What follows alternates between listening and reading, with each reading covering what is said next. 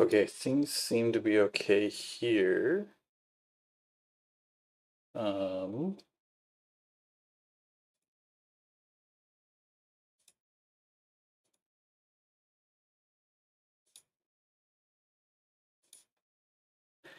Everything looks to be okay. This is very, very frustrating. Um, I can see things jumping around right now. My speeds are jumping around right now. Um, if my cats are on my router for more than 10 seconds, my internet stops. Oh, great. um, it looks okay. Um,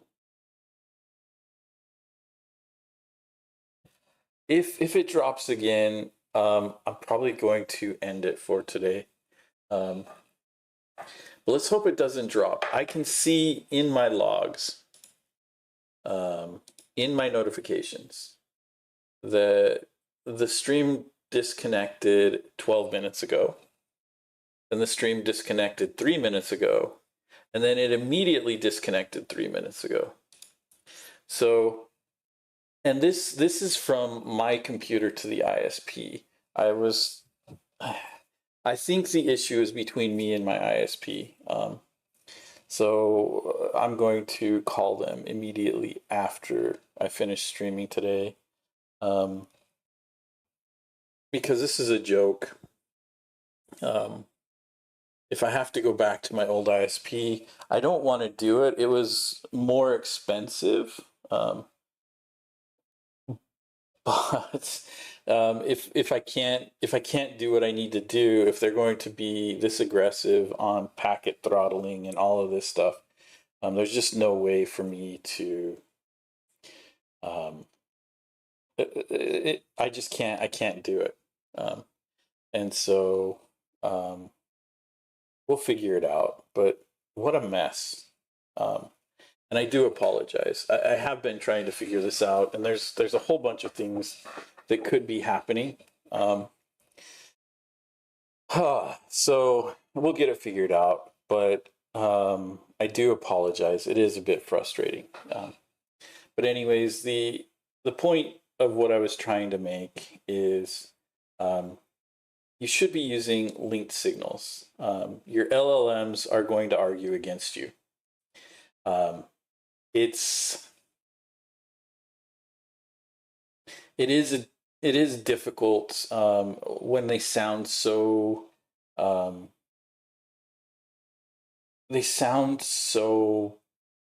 what do we want to say, just like they're so sure of themselves, right? Like that's the way the LLM sounds, like so confident, so sure of themselves.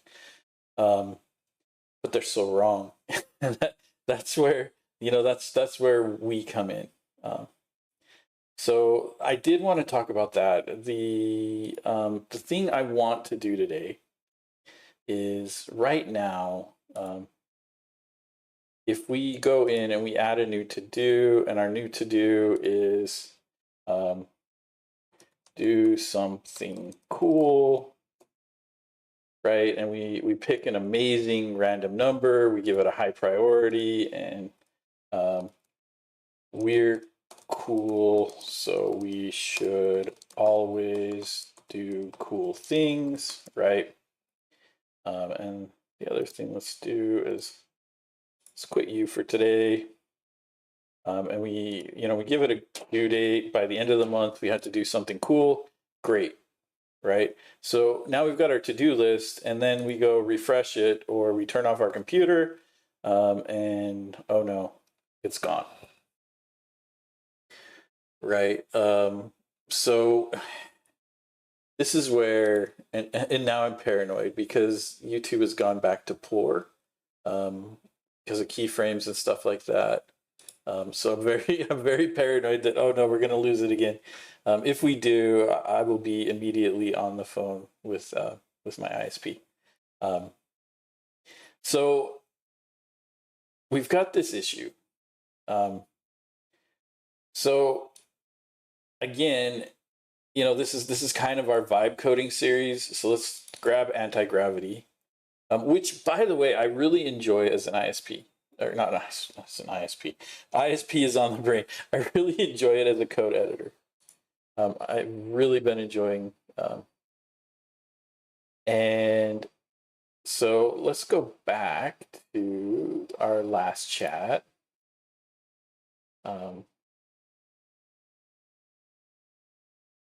And oh, this is where we've got it speaking to us as a dragon.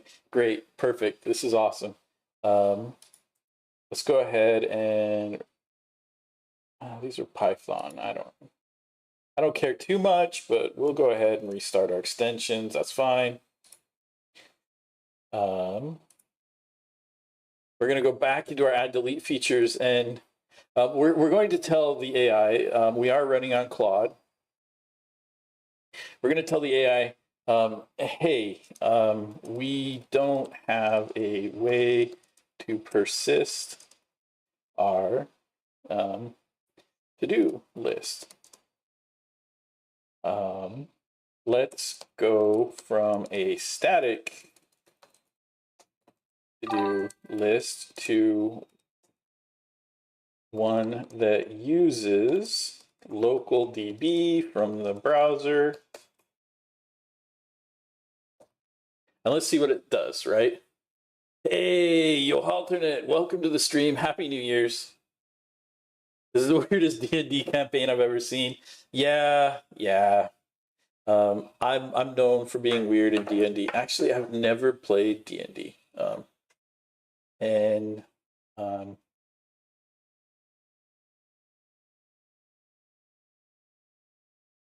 Oh, I got confused because I was like, oh, I see you mean local storage. The browser's local storage, not local DB. Let me implement a magnificent persistence layer for your tools.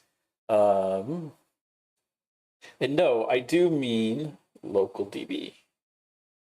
And so if we go take a look at MDN, local DB, index DB. Oh, okay. So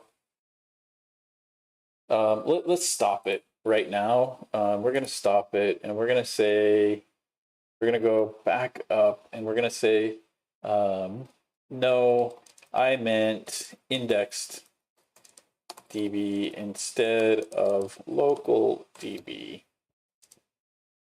Let's use indexed DB instead. Right, and so we're going to stop it and get it on the right tool. It's been a while since I've actually used IndexedDB. So the idea behind IndexedDB is that IndexedDB is bigger than local storage. We could have used local storage. IndexedDB, if only there was a one-line feature. Are you... Is there a one-line feature to add IndexedDB from NGRX Toolkit? Where is my NGRX Toolkit stuff here? NGRX Toolkit. Is there really? So let's go take a look. If there is, so there's with data service.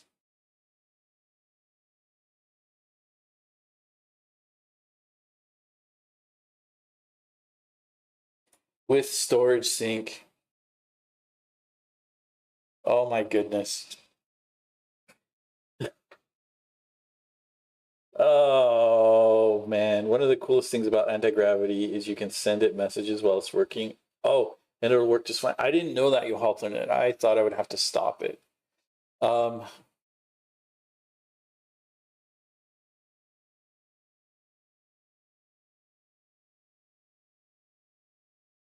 With storage sync and writes on every subsequent state change. Oh man. With auto sync disabled, you can synchronize, you can control synchronization manually.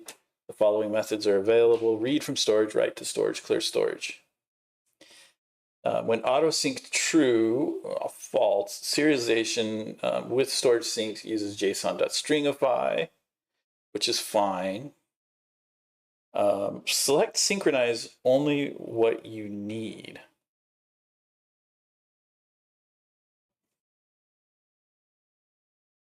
So we're going to persist everything, but it is nice that we've got the ability to select.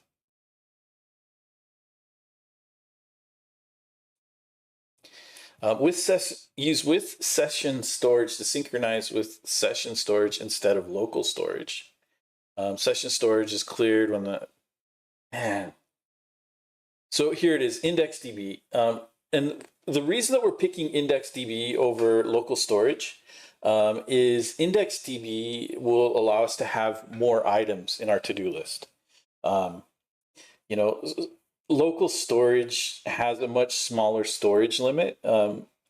IndexedDB doesn't. And hey, Snagglefluster, welcome to the stream, man. Good to have you here. This is amazing, Michael, and I'm glad that you pointed this out, because we would have been writing our own service, and then I would have talked about, hey, let's put this into let's put this into what do we want to call it, like into a service that we can load from and things like that. And it would have been interesting, writing our own, but I don't really want to get too deep into writing our own, because the piece that I really care about is the signal store side of things. And the other piece that I care about is the Zod side of things, right? Like if somebody goes into the storage and makes creates a problem, how do we parse it? And so we probably do want a Zod parser here.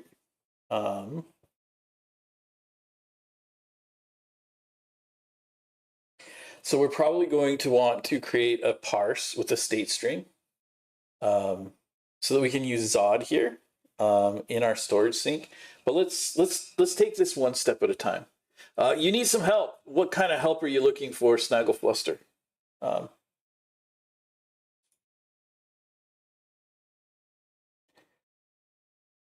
The IndexedDB is complete. Let's see what it did with its two files that are changed, right? Changes. So it wrote a local storage service. So it completely ignored what I said. So it's using a promise. It's using an IDB database. So it's creating a promise. It's got an on error when they try to open the index and close it. If we need an upgrade, it's got an upgrade here. It's got the save to-dos, open the database, and it's going to await the promise, and then it's going to add them to the store.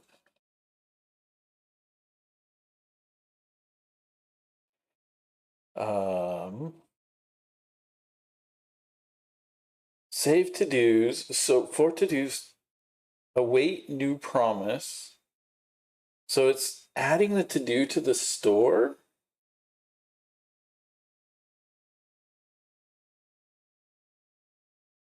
Transaction. Okay, so it's the store that it's adding to is the save to-dos, but there's a bunch of stuff here. There's a bunch of boilerplate here. We're going to, and then in the list, we've got some hooks and stuff like that. We're just going to reject all. And instead, we are going to add so we've got our with immutable state and all of this. We we actually don't want the selected to do in our store. So here is where we'll add our with storage sync. So let's see what happens. We're just going to go with storage sync, boom, right? And this is going to be our, this will be our to-do list experiment, right? So let's go ahead and save this. And let's see what we get when we go to our browser. So right away, here we go. And what we want to do is let's take a look at our storage and see where things are being stored. So with our IndexedDB, oh, look at that. It is using IndexedDB right away. Our local storage, it's also being stored in local storage. So name is done.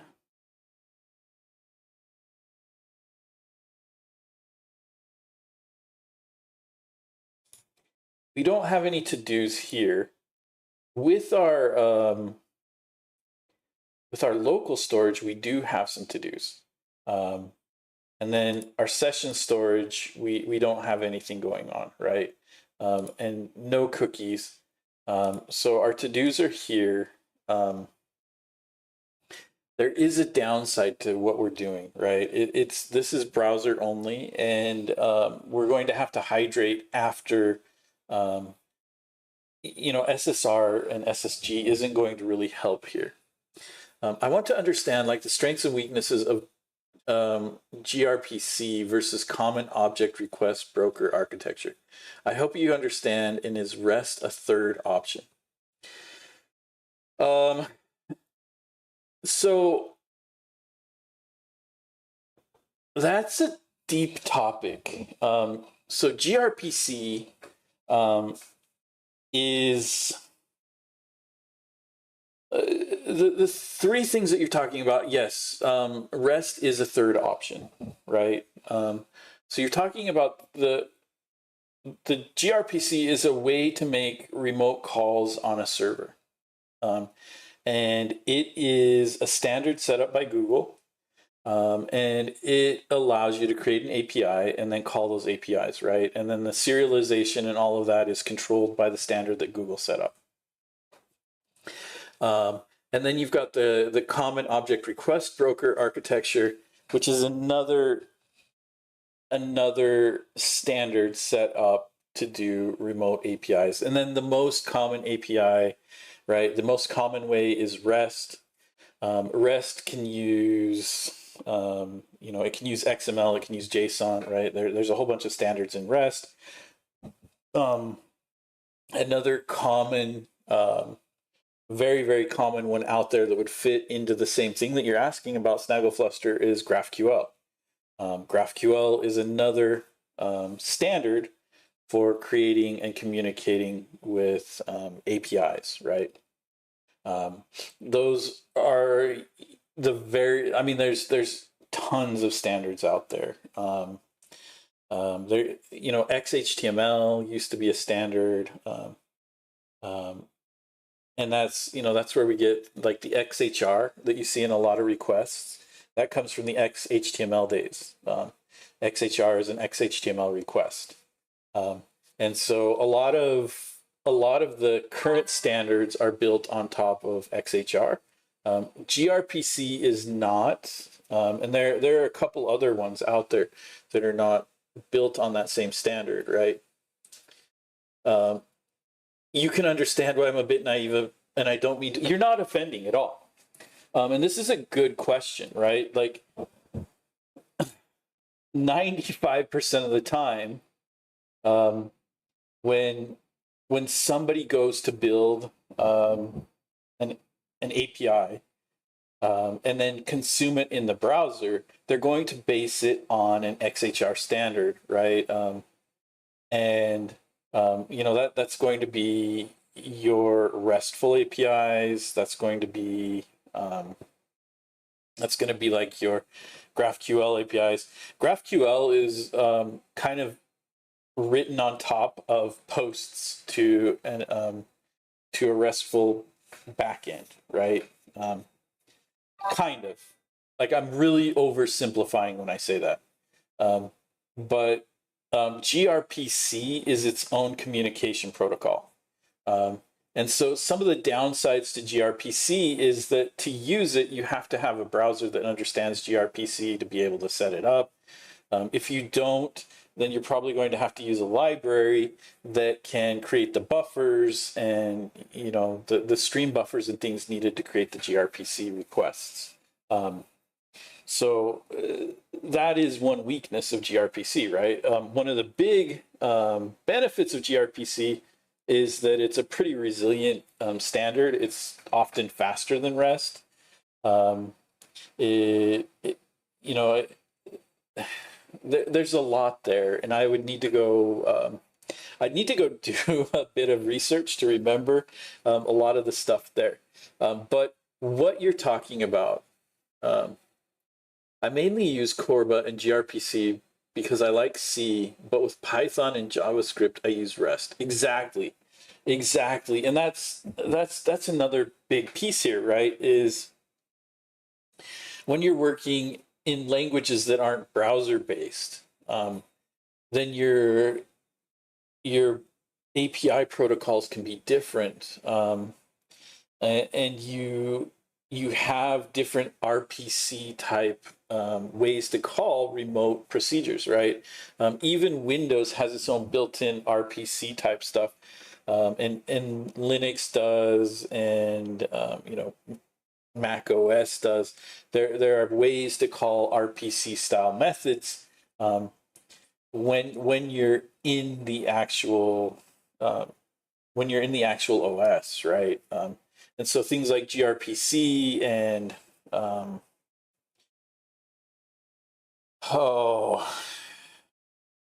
it's been a while since I've written Windows code, so I'm trying to think of the standard in Windows that led to DLL hell. DLLs are a form of dynamic, right? They're dynamic linked libraries, but there is a form of RPC related to Windows where you're calling remote procedures, and there is a way to manage the DLLs installed, so you could have multiple versions of DLLs, and that's where DLL hell kind of came from.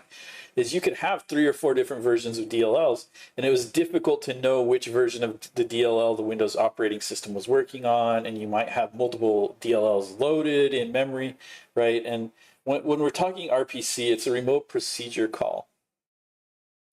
Basically what that is it's a way for you to make a call into a remote system. And it doesn't have to be a remote in the fact that, right, there's a network connection or something like that. A remote system may be remote on the same machine, right? Like when you're running localhost in your browser, like I am now, the remote is the same machine, but I am making calls to my same machine, but the browser application is remote to the server application. And it's the same way, right? And RPC is just a standard for you to be able to make calls against a remote system, right? Like code that you don't control. And when you're linking DLLs in and you're doing, like when you're linking features in, those are not remote. And so that's where it gets a little bit confusing. I wish I could remember. As soon as somebody says it, I'm going to remember. But again, I would have to go back and restudy. Exactly. And that's the problem, right? Is it's been a while since I've used things like gRPC. Like the reality of the web is almost everything is HTTP based. And since everything is HTTP based, it's going to be based on what looks like a RESTful backend. Even GraphQL is based on the POST standard, so it looks like a RESTful backend. If you don't add the GraphQL stuff on top of it, right? You can still post to those endpoints and still get responses, and you can still parse them and do stuff with them. once you add in the GraphQL libraries, you get a whole bunch of other stuff, right? And then if you add Apollo on top of that, then you get a whole bunch of new stuff. But the reality is, I've been in the web for so long that remembering all the ins and outs of, I think gRPC is a binary RPC call, which means that it gets better compression, right? Because it's not converting the remote call over to something like JSON, or with HTTP headers and things like that, right? And there are other ways to make RPC calls in Linux and Windows and Mac OS that are also binary that allow you to do stuff like that. Like HTTP, like HTTPL and HTTPX, I know, but I don't use because Java is a bit to Python. And that's right. That's like personal preference there. For you, you don't like Java. You enjoy Python. For me, I'm very much the same way. I don't like Java. I actually enjoy .NET, like C#, better than I enjoy Java. And my Python skills are weak. Like I'm not a strong Python coder. I cut my teeth on C and C++. But it has been years since I've written anything serious in C or C++. And when I'm talking years, I'm talking like 15 to 20 years since I've last written stuff, right? So we're talking personal preference here. And some of what we do is definitely personal preference. So from an architectural standpoint, when we're talking about how do we make the best decision for the project that we're working on. And this is what we mean when we talk about architecture, right? What is the best way to accomplish what we're trying to accomplish? So from an architectural standpoint, when we're working in the web, using something that's built on HTTP, I'm gonna go ahead and say that like 95% of the time that's a no-brainer. That's what you should do, right? You can get into deeper HTTP standards, right? Where are you using 1.1? Are you using 2? Are you using 3? Who knows, right? You should probably use the one that's best for the project that you're working on, and understand what the differences are, and that certain things only work with certain versions of the HTTP standard. So those are all things that are important to know, but they're probably deeper than most people go, right? Like most people are probably using an HTTP 1.1 or 2 based on how their networks are configured, and their stacks are configured and things like that. And then the browsers know how to communicate that. And when you get outside of browser land, now you're working in now you're working in the OS lands, or if you're doing network, then you're working in the network topology of where you are. And it becomes a bigger issue, right? Like, does your language support the, what you want to use and things like that? My advice always for architecture is when you are building for yourself, architect how you're most comfortable, right? And when you're building for a team, it becomes more important that you start using things like, ADRs, architectural decision records, RFCs, request for comments, things like that, right? Once the number of people goes up, the amount of communication. Because if I pick something that I'm comfortable with, but the entire rest of the organization doesn't know or isn't comfortable with, I've made a bad decision, because basically I'm the only one that can do that, right? So it becomes important for us as engineers, and the logical progression of a lot of engineers who want to remain as ICs, and don't really want to get too far into management, is to potentially move into architecture, right? There's like distinguished engineering paths and things like that if you want to stay close to the code. but a lot of engineers move into the architecture path. And the reason for that is that as you become more and more skilled as an engineer, your architecture skills become better and better. So, as you want to move from a junior to a mid-level to a senior to, keep going like staff level, things like that, your architecture skills are the pieces that you really level up. Nobody really cares too much between senior and maybe staff about how well you know like Angular or JavaScript or stuff like that. What they really care about is, can you make good decisions that are going to lead projects in good directions, right? Can you influence teams to write code in a way that's maintainable, that's not going to fall on its face, and just stuff like that. So yeah, I use C as of, so I like to understand deep, but I also understand people just don't give a shit, and that's 100% correct, and that is good, right? If everybody was passionate about every decision on every, like, can you imagine if every decision made in every application turned into the typical engineering flame war? It would be pure chaos. Nothing would get done, right? Because as engineers, we're so good at being like, oh, you used the wrong word here, which really means blah, blah, blah, blah, right? And that we derail the entire conversation because we care so passionately and we're good at picking apart other arguments. And like, it's not that people don't give a shit. It's that where their passion lies may not be in the same places that your passion lies, right? And where you show apathy may be where others show passion. And it comes down to our values and stuff like that. So it's important to recognize. And oh, hey, Marcus, I see you there.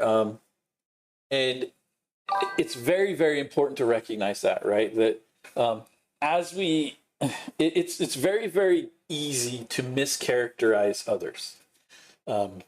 And humans do this all the time. We're just very, very tribally focused. And a lot of that comes from, that's how you survive as a group of humans.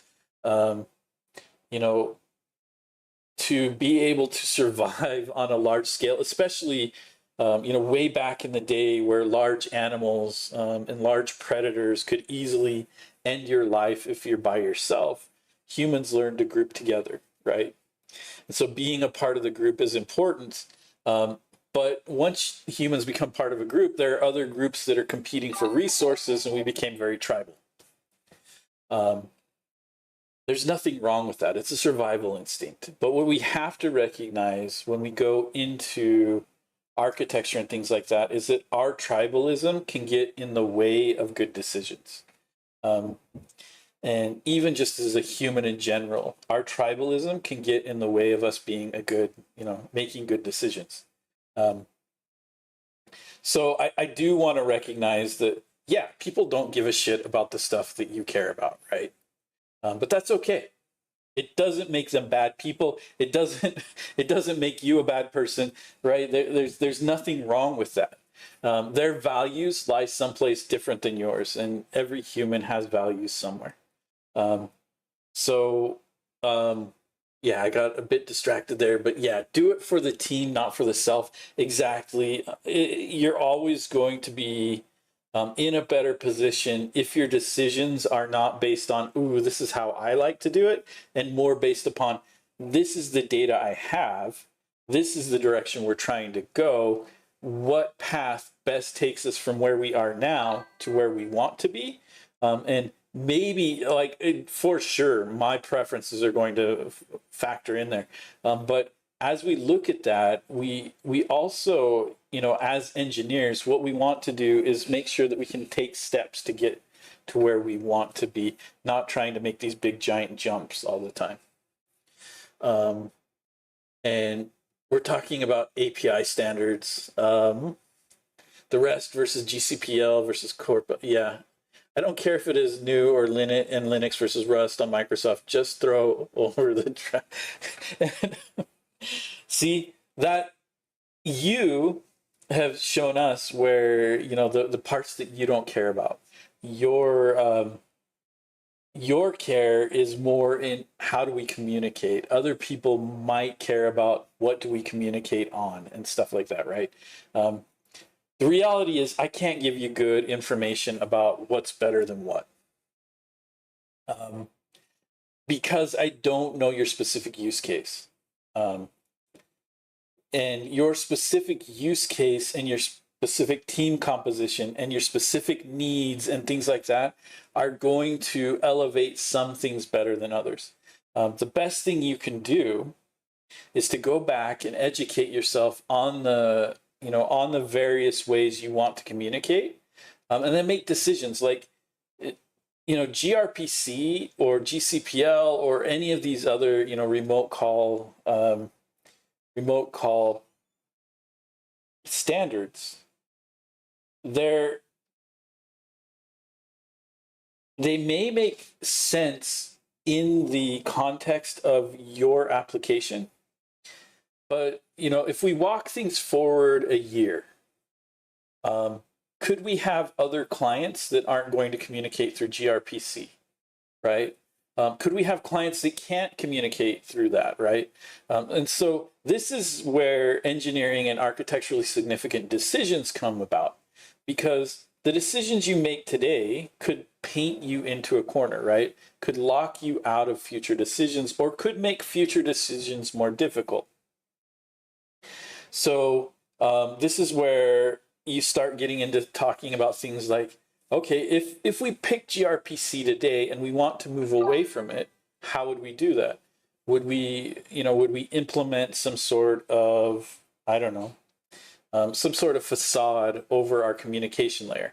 Would we, right? So this is where your value as an engineer and as an architect starts to shine through. When you start making those connections that are longer term than the current sprint that you're in. A lot of engineers have built amazing careers on optimizing around sprints. And if that's where you want to be, perfect, right? If you don't want to be stuck in like the junior, mid-level, senior level career ruts, you need to start thinking longer term than the current sprint, or maybe even the next 3 sprints, right? We need to start thinking longer term into 2 years down the road. How does this decision affect future choices, right? 5 years down the road, how does this decision affect future choices? At what point does my decision fall apart and start costing the company money because now we need to make a new decision? How do I mitigate that? Those are the kinds of thoughts that you need to start having. I can't give you probably better information than that, but I do appreciate the follow. That was awesome. Thank you so much. That tells me that I gave you some good information, and I'm happy about that. That's what I look forward to. And I don't know exactly. And that's the tough thing, right? Like, it's really, really tough. And I was having this discussion with a coworker, a friend of mine at work. And we were talking about, what is it like to be a streamer? Well, one of the things about being a streamer is you have intentionally put a spotlight on yourself. And so my weaknesses and flaws are highly visible for everybody, right? They're looking at every potential flaw and thing like that.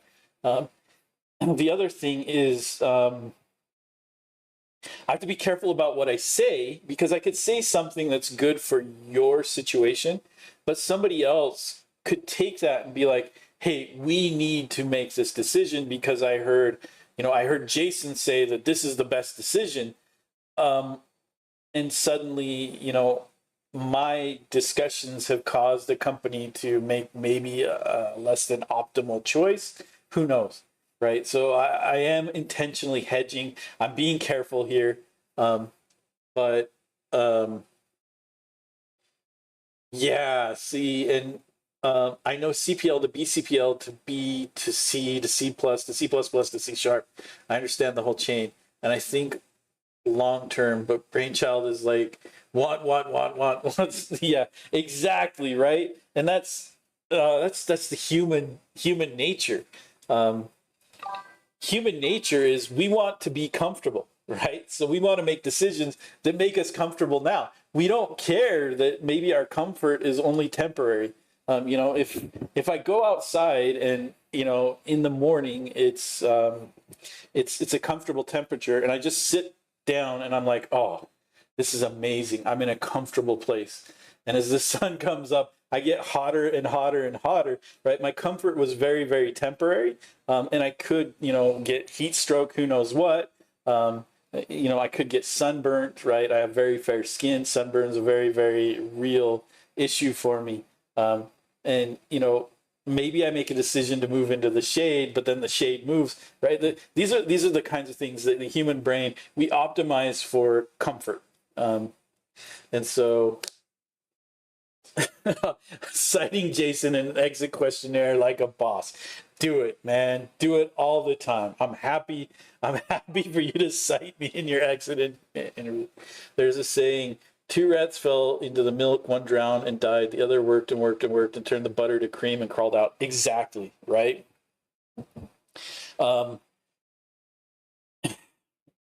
Being comfortable and accepting our situation is just the human nature. And we do it, right? Again, when we talk about, man, you guys got me philosophical today. As I get more and more, as I get more and more senior in my career, I'm finding philosophy and psychology are more important than my technical skills. My communication becomes more and more important. And so here's the thing, right? The rat that drowned, who knows what it was prioritizing? And maybe if the rat that drowned had fallen into something else, like quicksand, right? They may have survived, while the rat who struggled and made the butter may not have survived. And so we have to recognize that as humans, right? And in the analogy that you gave as rats, our strategies are going to be different. And this is why being the one who listens and listens to what everybody's saying is a valuable skill to have, because as you listen, you get different points of view. And the rat who created the butter is the better rat to listen to when you fall into milk. The rat who drowned is probably the better rat to listen to when you fall into something like quicksand, right? And so being able to step back and understand what we're trying to do, and the big difference here is, as you become more senior, you're able to see more of the picture. So you're able to determine, are we in milk? Are we in quicksand? Right? And so these are the important skills to work on. And this is where things like philosophy and psychology become interesting, because why are we making this decision? What is driving this decision? Is our decision being driven by fear? Is our decision being driven by necessity? Is our decision being driven by comfort? Is our decision being driven by tradition, right? A lot of organizations have traditional ways that they've done things. And when an organization goes to grow, one of the biggest things to overcome often is the tradition. Well, that's not how we do things here. Well, if how you do things here isn't going to allow you to go from this step to this step, right? Often growth is not boom, boom, boom, boom, boom. It's often, we made it here, we need to make it here, right? How do we get here? And our traditional methods don't allow that. We have to think about that too. So yeah. Those who wish to seek out the cause of miracles and to understand things of natures as philosophers, and not to stare at them in astonishment like fools, are soon considered heretical and impious. That's yes, and proclaimed as such by those whom the mobs adores and the interpreters of nature and the gods. For these men know that once ignorance is put aside, that wonderment would be taken away, which is the only means by which their authority is preserved. Sorry for the big block. That's a fascinating philosophical take. Do you know who said that? Is that yours, or is that influenced by somebody? Because I would love to go read the context of where that came from, because I really like that statement. Spinoza. Thank you for that. I've just found somebody who I need to go read more of, Spinoza, and so I've had this theory that's held up in many organizations, and what you put here is it fits very well into the theory that I have, and Spinoza sounds like somebody I definitely need to read. So the theory I have, I call it the theory of the fiefdom, and a fief was something back in back in medieval times when there were kings and queens. You could be granted a fief, right? And that fief basically said that, hey, you're a knight, you get X land. You're a lord, you get X land. You're a duke, you get a castle, and right, like that's your fief, right? And once you were given a fief, it was your job to protect that fief. Right? So you would build castles, you would build fortifications, and you would control your fief. Well, as humans, we haven't changed a whole lot, right? I mean, when we go into organizations, we set up our own fiefs, right? And once you're given a responsibility, your tendency is to protect that responsibility. And how do you protect that responsibility? Hoarding knowledge, creating awe, making things difficult to understand, right? We see it all the time in organizations. And the bigger the organization becomes and the more fiefs there are, the more common this becomes. And it's frustrating because when you go in and you're like, hey, can't we break down this barrier and this barrier? You get labeled as a heretic or a problem or things like that, and it becomes very difficult. And you have to learn, how do I navigate the political landscape in such a way that as a heretic I am not done away with, right? I'm not laid off, I'm not fired, I'm not, right? Because and this is a tough line to walk. I mean, it's very easy to mess up. But, the more senior you get, morally, your job is to make sure that the decisions made are the best for the company or for the organization, and not necessarily the ones that are best for yourself personally, right? Like, I'm not saying, I don't know how to word it properly, but you're looking at the bigger, longer picture. And if decisions are being made that are hurting the organization long term, right? If we're talking about a company and we're hurting the company long term, well, we may in the short term only be hurting a few, but as the company hurts itself more and more, the ability of that organization to employ everybody that's involved is put at risk. And at that point, we start hurting more and more. So from a moral standpoint, right, allowing as many people to be able to survive as possible, sometimes we have to point out things that are uncomfortable, get labeled as a heretic, and it is a difficult position to be in. And yeah, of all the things that are beyond my power, I value nothing more highly than to be allowed the honor of entering into bonds of friendship with people who sincerely love truth. For of things beyond our power, I believe there is nothing in the world which we can love with tranquility except such men. Yep. there's an interesting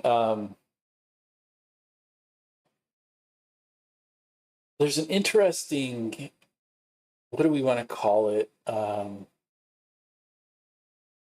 There's an interesting situation that comes about, and you'll learn this with your kids. The more intelligent humans are, the better they get at being deceitful and hiding things. And it's an interesting maybe dichotomy is a way to put it. I don't know what the word I'm looking for is right now, but the more intelligent people are, the more they're likely to hold back truth, the more they're likely to deceive. And that's why people who communicate plainly and who don't deceive become very, very valuable. Because as humans, we want to protect what we have. And there is benefit in deception. I'm not, how do I say this without sounding like I'm advocating for deception? There is personal benefit in being deceptive. And there is survival benefit in being deceptive. A good example of this is learning how to hide. If we go back to survival, where you're competing against large animals and large predators for survival, being able to deceive the large predators into where your food is, where you are, and things like that is a survival instinct, right? And the better that you could do it, the better you would survive. And as you as you move forward, being able to deceive others on certain things, like when you're talking about, a modern example could be with warfare and what they call force projection, right? Force projection is a form of deception. Force projection is you projecting a bigger force than you have. That's a form of survival. It's a form of deception.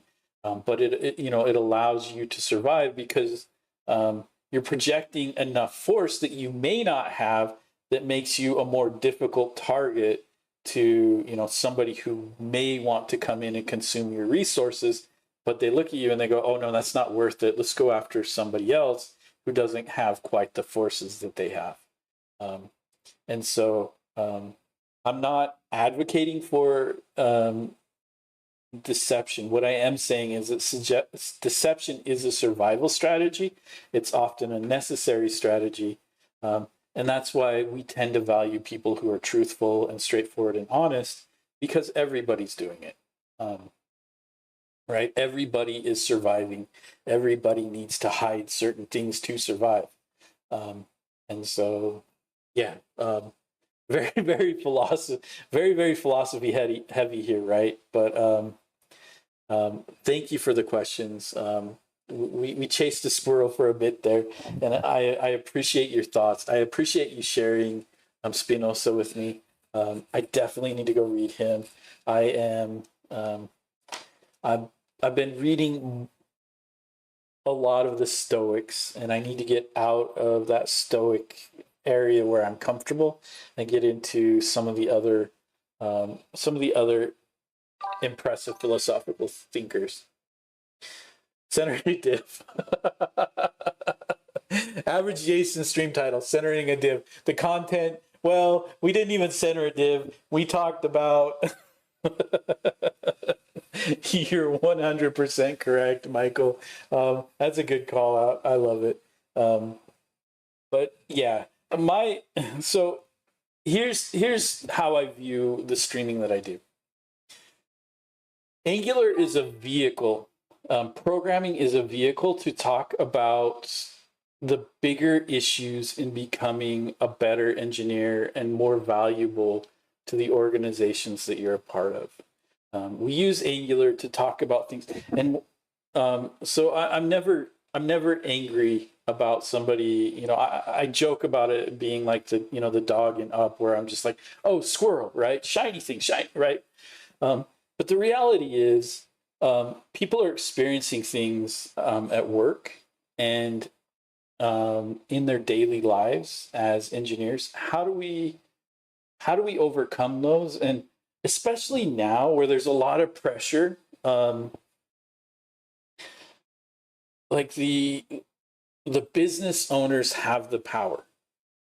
And we're getting back into the way things were kind of in the 80s, where, you get phrases like greed is good. And the business owners had all the power. Even getting back to kind of like some of the stuff in the 50s, where, work-life balance was not a thing. Bosses would make weird demands of employees and things like that. The employers have most of the power right now, which is really, really jarring to those of us who have had the power for the past 20, 30 years, right? In the past, a lot of the benefits that we had as employees were because we had the power, and the employers needed us. And if we didn't like it, we could just walk over to next door and things were good. That's not the way it is now. And the power has shifted back. And so how, as engineers, do we survive, what's going on now, especially with LLMs and things like that? Vestal's Lot, the world forgetting, but the world forgot. Eternals. Thank you for sharing that. I once had a boss who valued things under Shannon's entropy, the multivariable one, and that yes is the most truthful, but it was the most complex in doing so because you had to account per chance and frequency. And there are a lot of, there are a lot of methodologies and ways of trying to determine, what is truth. Marcus Aurelius is he's a famous Stoic. He was also, the leader of Rome for a while.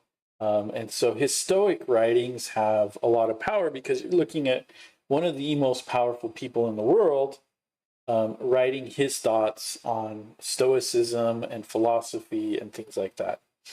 One of the things that I think about all the time from the writings of Marcus Aurelius is the thought that everything you see is perception and everything you hear is hearsay. And once you get into that mindset, it allows you to back up and be like, where are my biases here? And one of my absolute favorite things are those videos of, where they're like, hey, count the number of times that a person in a red shirt walks through the frame, right? And so you focus on looking for people in red shirts as they walk through the frame. And then at the end, they're like, did you see the bear juggling fish or something like that, right? Something completely silly.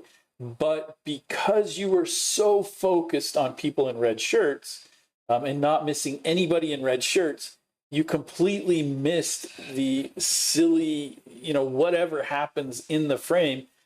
And I get caught by this all the time. I'm so focused on what I want to see that sometimes I don't see everything. And that's the idea that everything I see is perception. How I perceive the situation is what's real to me.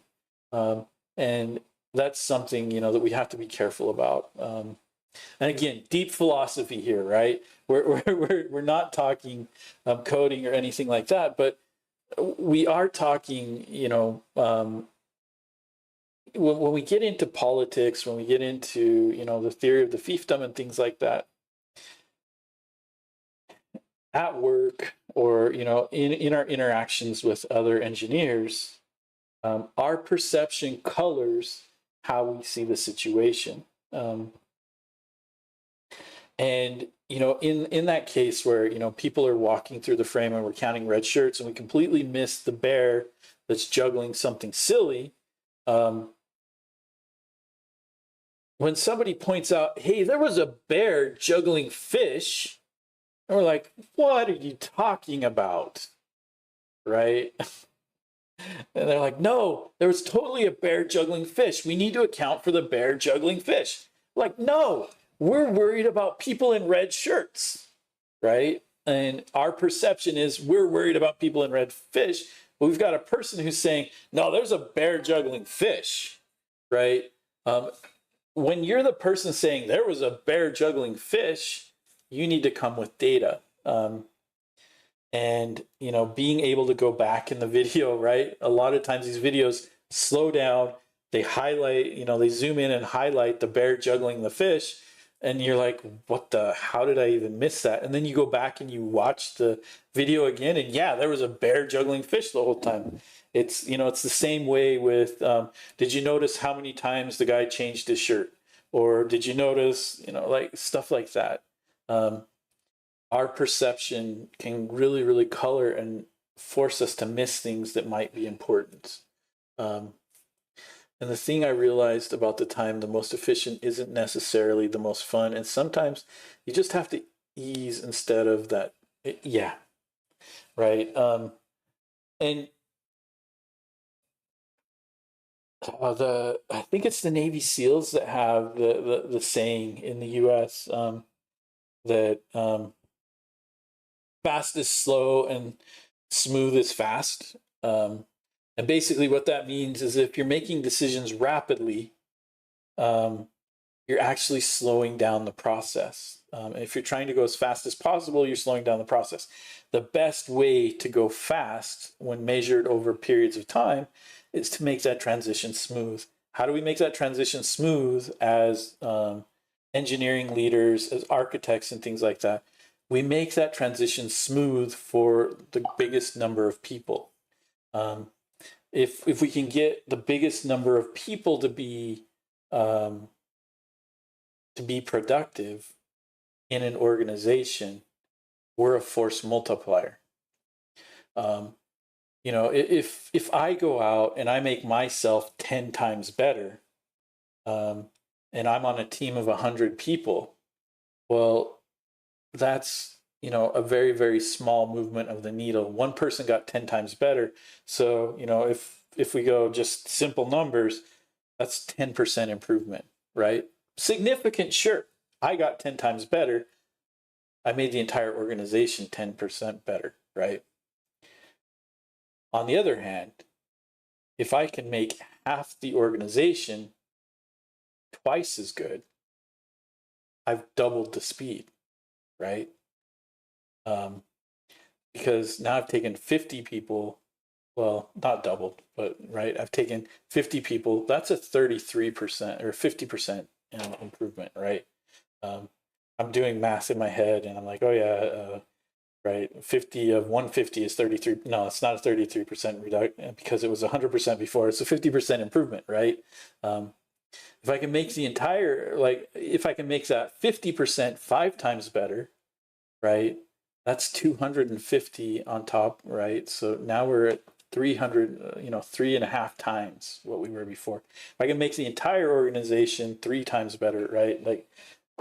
And that's the thoughts that we need to have, right? We need to optimize for, if we make small improvements across a large organization, those improvements become better, right? As the organization grows, me becoming 10 times better in an organization of 10,000 people is almost undetectable, right? Me making 50% of the people twice as good in a 10,000 person organization is now game changing, right? And so he actually won a round, not because he played well, because he made that 1 in 14,000 move that said, no, you, and that happens. It may be a new API or compiler, but it may waterfall into a huge gain. And that's right. And that's, that's the thinking that we need to have as we level up and in our careers. The thing about leveling up, right, is as a junior engineer, look at your sphere of influence, right?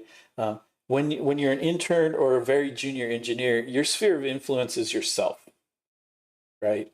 As you move into mid-level, your sphere of influence is maybe 3 to 5 engineers, maybe. As you get into senior, maybe it becomes 5 to 10. As you move above that, maybe you're starting to get into 20 to 30 engineers.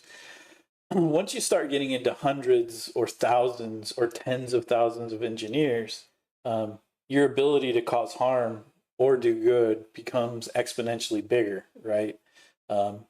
And it's, that's why as a junior engineer, the amount of damage you can cause is probably significant.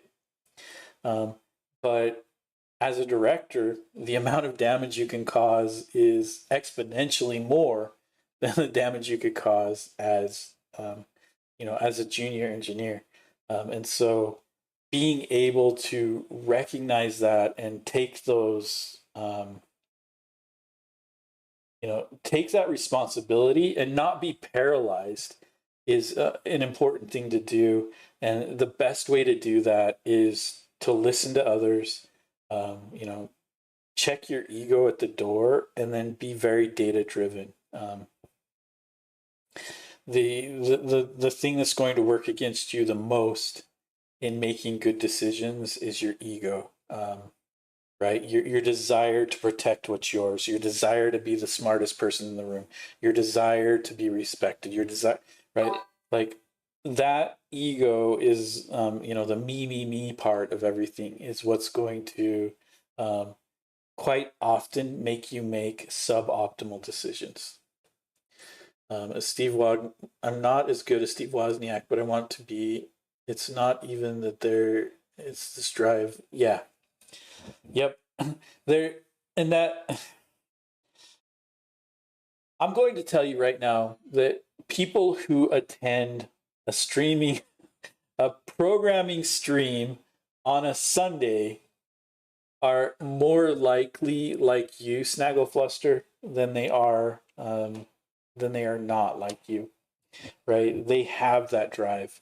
And that's why it's fun to interact with the people who show up on the stream, because they're very much like me. We're like-minded. We're high performance. We aren't going to be satisfied until we understand how things work. We're going to look for. We're going to seek out knowledge always, right? That's just the way it is. That's just the way we're wired. That's what drives us. And so you're in good company, and I really appreciate everything you shared today. But let's see where we are with the local storage and stuff. We're nuts, to be honest. I totally agree with you. We are totally nuts. And last night, I told everybody at the beginning of the stream, I'm recovering from being sick. Last night I was sitting there and I was like, do I really want to get up tomorrow and stream?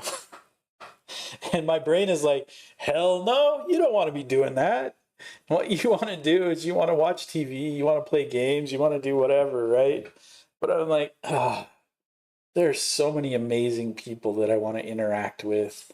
There's so many amazing things that I can learn. And so, I get up in the mornings and I stream because you guys bring these amazing discussions. My favorite coding language is B because it's basic level language that's like C, and I know that's esoteric, but that's what I want, but it is what I need. Yeah, I don't know B at all. I've never worked with B. I did a little bit with D, and then Rust took over. So I don't know anything about it. But yeah, you guys are amazing. And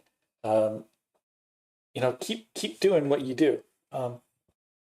Let's figure out how far we got, right? So far, all we did was we dropped in with StorageSync.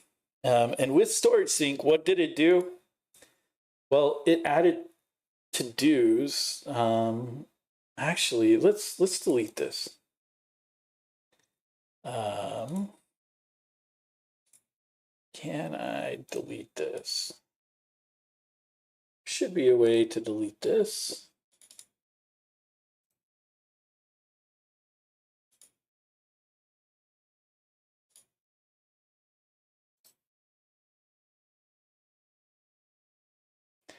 Isn't there a way? Oh, there we go. That's how you delete it. And then in local storage, we also want to delete this item because they're named weird. So let's go ahead and refresh this. And let's see what we get, right? So in our cache storage, we've got nothing. In our cookies, we've got nothing. So let's go ahead and collapse these. In our IndexedDB, we've got nothing. In our local storage, we've got our to-do list. So it is using local storage right now. I think the reason we had the IndexedDB was for a while, we might have been running on the stuff that the anti-gravity put together. But it was really, really weird. So let's go ahead and let's delete everything here. Let's add, let's add the task that we had before, do something cool, right? And we're going to change that. We're going to make it a low priority. And, you don't try to be cool. It just happens, right? I really couldn't tell you because I've never really been that cool. So I'm guessing that it just happens, right? So there we go. Try to do something cool. So we can see right here in our IndexedDB, we've got this. And if we refresh, boom, right? So do something cool is there in our local storage. It's not in our IndexedDB. So right off the bat, and if we delete this and we refresh, right, it comes back as empty. So figure out storage. I was worried we were going to have to do something with this, but it looks like we're good. Right. We need to figure it out. Looks good. And we're going to set this to be like in 2028. Great. And we're going to save this. And there we go. So now we've got our date set for 2028. When we refresh, it comes back. If we kill this tab, and then we go localhost 4200, right? So we can see that our local storage is working. And the cool thing is, and thank you, Michael, for sharing, the local storage sync is here, right? And this is what gave it to us. The interesting thing is if we look at selected to do, so if we go back here and we pull up our storage and we look at our local storage, so our to-dos are here and we've just got one to do, right? We aren't storing the selected to do. And this is important and intentional. I intentionally put the storage sync here because I only want to pick up the stuff that came from this immutable state. So this factory, we do have some interesting stuff going on here. So this factory is actually creating the default stuff, and then storage sync is coming along and replacing it. So not now, but tonight or tomorrow, and it's very emotional. Also, I wouldn't do it that way. I would do it as a cycling checks, but I understand that's a Japanese Nintendo thing, and not everyone thinks that way. I'm curious to hear more about it. So the cycling checks, and specifically, so one of the things that I read last week talked about how Nintendo in Japan hires coders. I mean, it's very, very fascinating to me the way that Nintendo of Japan hires engineers and coders and people who work on their games. And so I'm very fascinated because you specifically brought up Japanese and Nintendo. I'm very, very curious. I would love to hear more about the cycling checks and things like that. Um, but yeah, we are intentionally not using our selected to do, and we could bring in the selected to do, right? Like where we add the with storage sync is what controls this. And how you can do all arithmetic on 3 sliders, it would be an extension to that. Okay. I'm going to have to look up the cycling checks. I'm going to have to look that up and read about it because, again, I'm very, very fascinated in learning techniques that I'm not exposed to, and this one sounds amazing. So with this storage sync, here's an interesting thing. If we move the storage sync here, now if we refresh and let's add a new to do, and this is our test to do, and we've got this, and this is just a test, and we save this. So as we refresh, our view is here. If we take a look at our local storage, and we take a look at our to-dos, we've got object 1, object 2. Oh, did it not? Well, maybe because it's undefined. If I set this, notice here that our selected to-do is set. And so if we refresh, our selected to-do is set. And oh, that's interesting.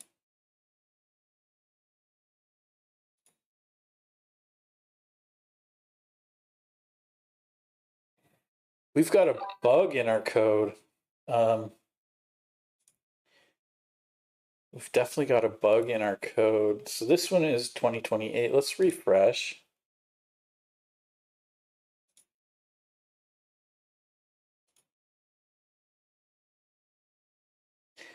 So we're getting some issues here. If we add a new to do, and this one is test new add, right?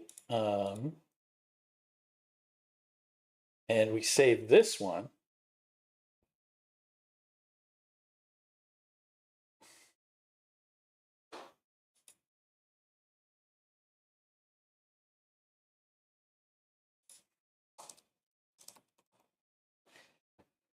So if we save this one, we've got our test new add. And if we come down here, we can see the date is set. The problem is, oh, now our date is set. Nope, our date is not set. We can see here that this one doesn't have an error and our date is set. And we can verify this by going ahead and editing it, and let's make it the 30th so that it's obvious, right? Versus the other two. So when we edit this one, we can see this one is the 30th. This one is still saying the 30th, but hey, we've got an error. And this one is saying the 30th, but we've got an error. And we can see those errors in the console here. Get full year is not a function. So we've got an error in our code that we need to figure out. Log addition and subtraction is multiplication and division. Yeah, you through this and through this, you can do exponents and you can do cosine and sine. The compass, it's not very complex. It's just taking simple functions in an old but new way. And that, right? So it sounds very compositional and fascinating to me. But we have a bug here. And if we refresh, now the bug exists here. So let's go back to our storage.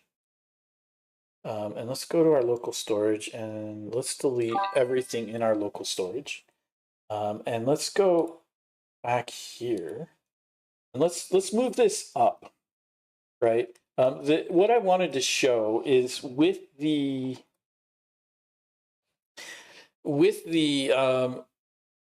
storage below the selected, then you could have a way of opening up, the selected one if you wanted.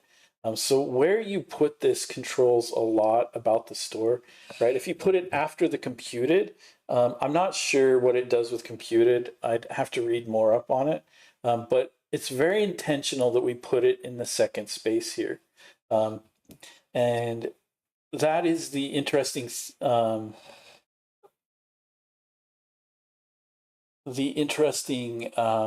the word that keeps coming to mind is dichotomy. It's not the and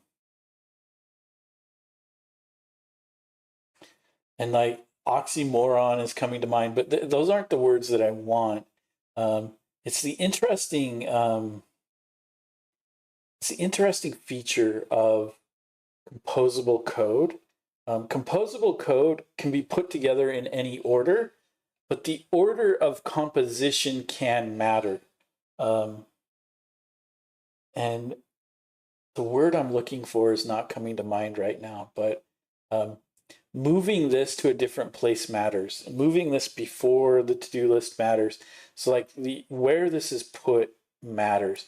You can also see it here with like the with computed, where this with computed has to be after this one because the object created by this with computed has the max ID, right, that we're using here. So we're compositionally layering methods on top of each other, and the order of those methods matters. And this is an important thing to think about because a lot of people might just go and throw with storage sync at the very, very bottom, right? Because I just want to store this object. That may not be the right place to do it. And this is one of the things that as you're working on projects, sometimes experimentation is important. And I wasn't sure how this with storage sync was going to work, so I decided to experiment. And by experimenting, I was able to prove it out. So let's see where this bug is coming from, right? The with storage sync bug. So before we were getting errors, and let's go ahead and refresh this. And let's actually let's delete all of our stuff. And so now we're back to local forms. And if we edit these are going to work because they came in the right way. So let's go ahead and add our stuff in and figure out the date bug, right? This is a high priority. Something is causing issues with dates. Let's figure out what it is, and we're going to make this date obviously not today. And so there we go. When we edit this now, we've got no errors, and we're good. So let's go ahead and refresh and go back in and edit, and boom. So the invalid input, we're expecting a date, but we're receiving a string. And so here we're getting a string for this input. So let's see what we're getting in our IndexedDB. Not our index, our local storage. Oh wait, why are we getting selected to-dos now?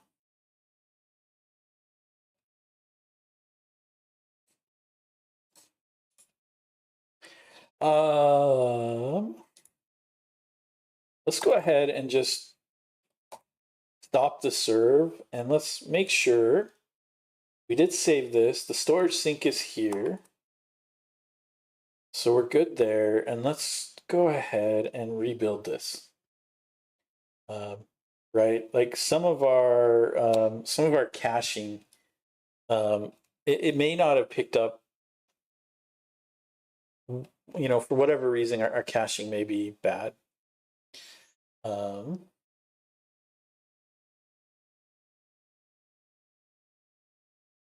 we're just waiting for it to build. There we go.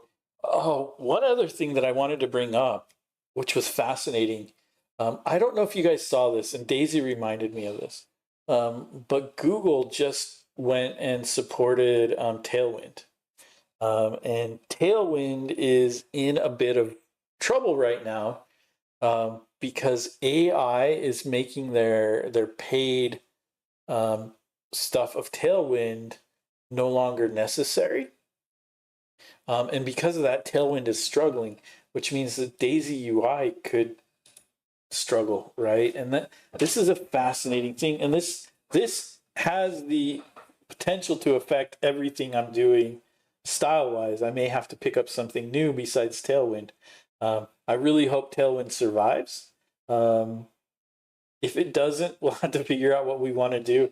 I'm not a big fan of CSS and JS. I'm just not a big fan of that, but we'll have to see what happens. Google and Apple and NVIDIA are the three kings right now. Yeah. Yep.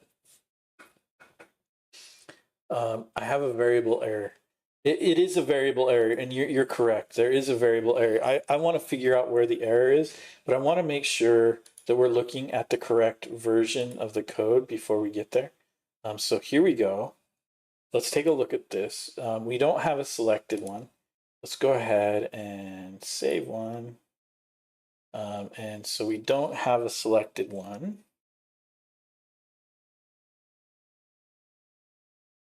Well, this is fascinating. I didn't expect the selected to do. I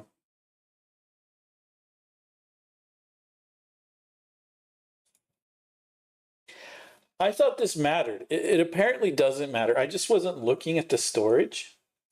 So I provided you guys with bad information. So we can see here that the selected to do doesn't matter. And if we cancel this, we've got issues though. And you're completely correct, Snagglefusser. We've got a bad date input. I want to see. Let's delete this all and let's just refresh. So this is all of the stuff brand new. Let's refresh again. Let's take a look at our IndexedDB and let's look at, not our index. I keep looking at IndexedDB because I want it to be there, but really it's here. So if we look at our array, object 1, our due date and our create date are strings. And if we pull it up here, they're strings, right? And let's take a look. The other thing we can do, and this is really cool. If we take a look at our NGRX stuff here, we can actually add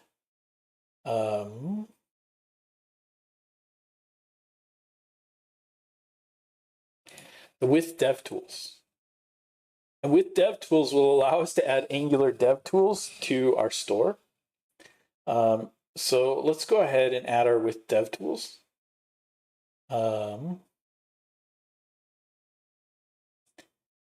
So let's add our with dev tools.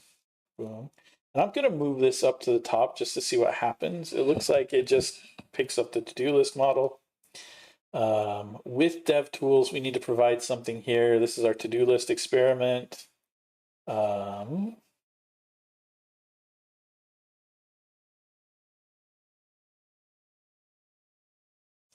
I must not have imported it. That might be the issue here. Yep.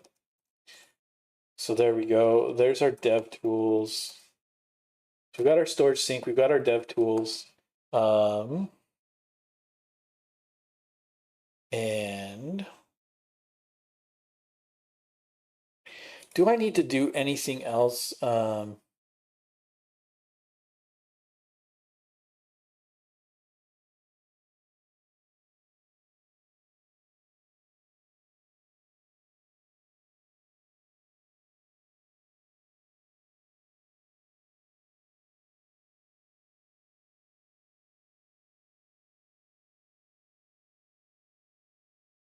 So I need to get the Redux DevTools,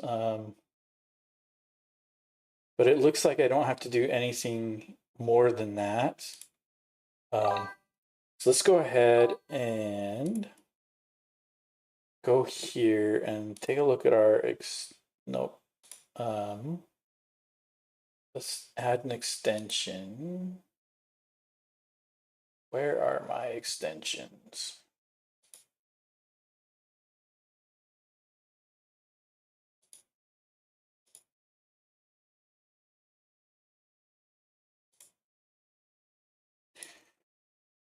So we're going to look for Redux DevTools. Oh, I'm sorry about this. Let's, it is on. We'll get this added really quick. And we'll allow it to run in private mode windows because we might. We'll go ahead and pin it, and that's okay. Let's go ahead and turn off the flashbang for you guys. You can see it's there, it's on. So now if we refresh this, uh-oh, what did I do?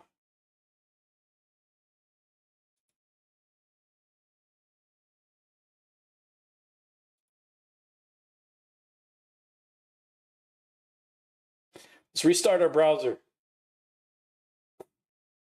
See what I did wrong. So let's go here.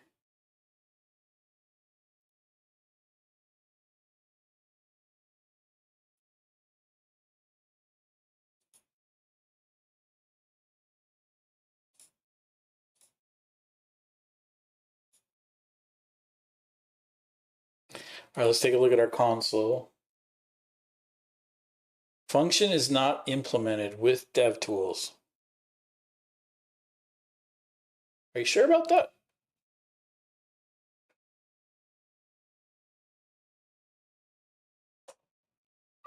Do I need to add the oh,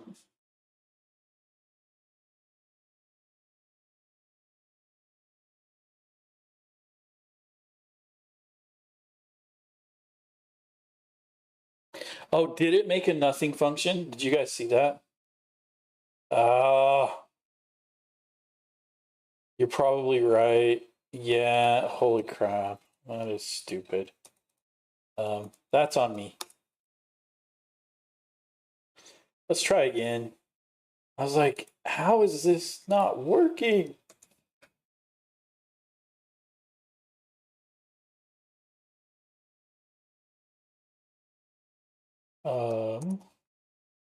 With DevTools.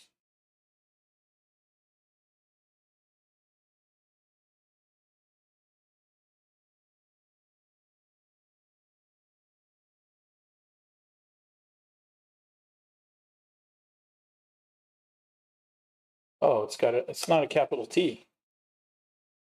It's not a capital T.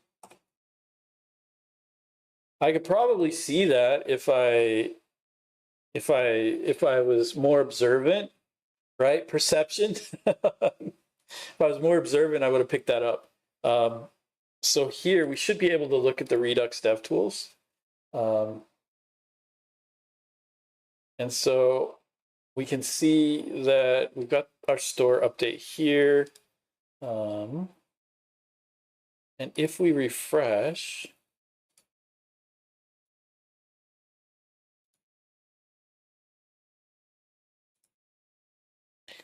so we can see, let's actually delete, let's go back to our storage and let's delete everything here. Let's go back to our Redux and refresh. And the other thing we can do is let's pop this out in a separate window so we can take a look at stuff and see it better. So there's no diff here. Let's go ahead and just delete everything and add a new to-do. And our new to-do is test date issues. And we'll give it, testing date issues. And here we'll do that and we'll save it. And when we go take a look at it, in our developer tools, we can see here, we've got the test date issues. We've got a create date and a due date. And the problem we have is that these, when they get parsed, they come back into the store as a string. So here, there's a string also.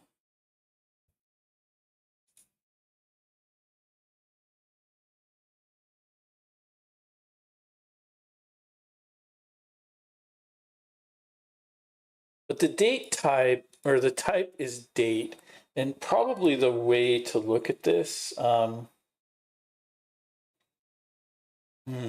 would we want to look at this? So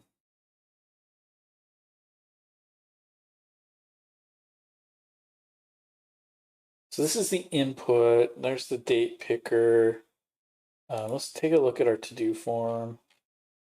No, that's not, we don't want the input or the date picker. We don't want that. Our app uses the to-do. There's our to-do form. So in our to-do form here, let's just add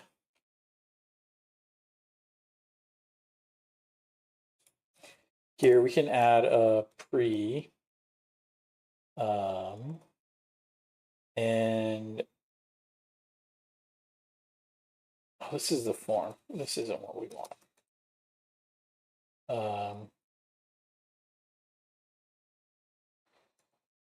We want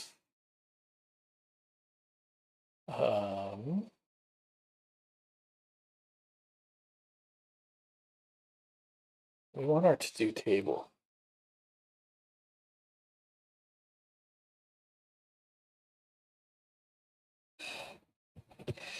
So in our table, we've got our header group and all of that stuff. We've got our body, our table, and then after the table, what we'll do is we'll just add a pre.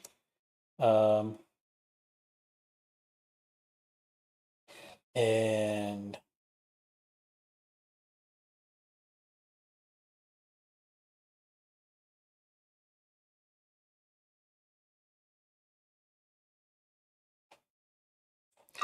where do I want this? Basically, what I want to show is right now they're dates, but in the store, you in the back. Do you know what I mean? That's an interesting way to look at recursion. I like that. So the issue we've got, and I'm curious about where to put this.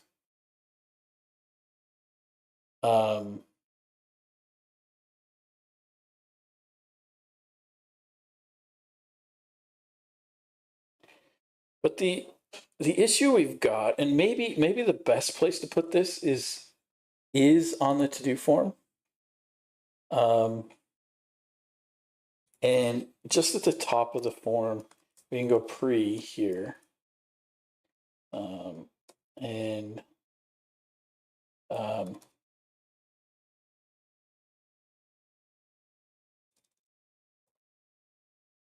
Right, and instead of this, we can go form dot due date, and here, you know what, Michael, we may have found a place where a function might work, because what I want is, let's go type of, yeah. Or is it just type of? There we go. So let's take a look at our due date here, right? And that doesn't go there, that goes there.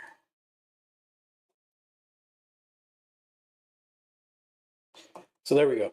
So now we've got our due date type on our form.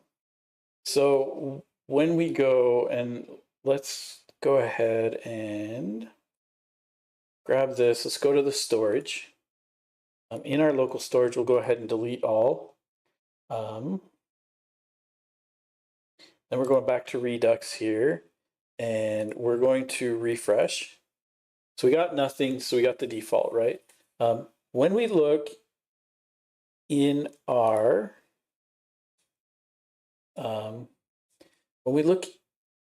store here, we can see that these are shown as, strings. However, we can see that due date is an object. So if we refresh, we'll see why is due date an object?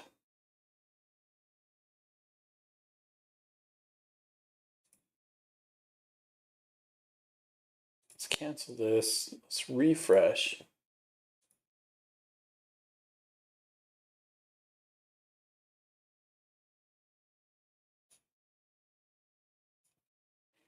So due date is an object.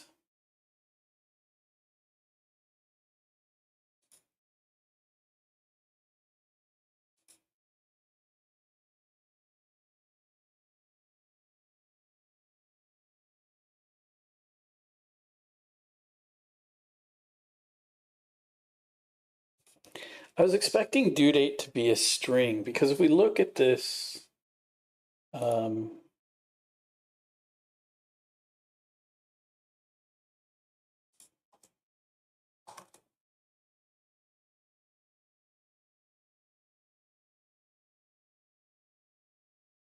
it's a field state. It's a field state. That's our problem.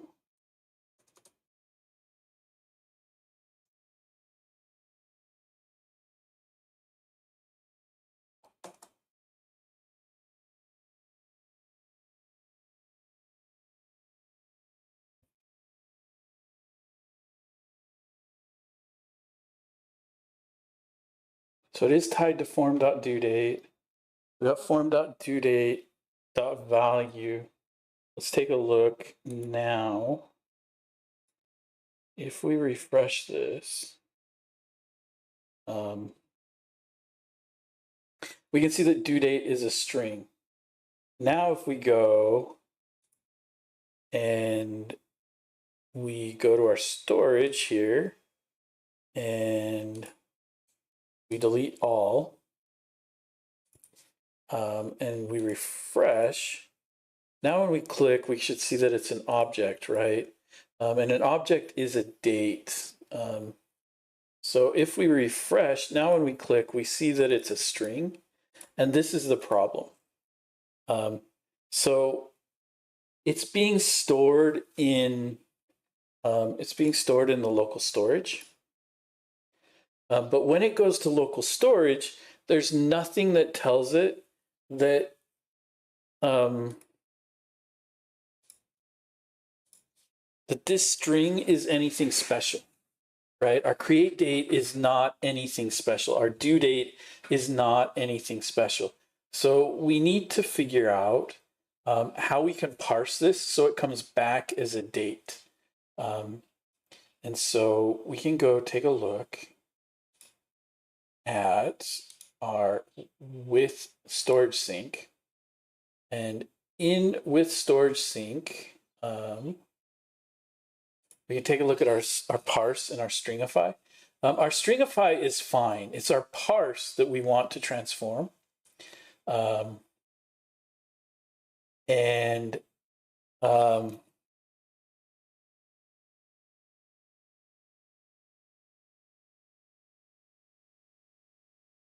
See, they're even calling it out here that they're using a new date.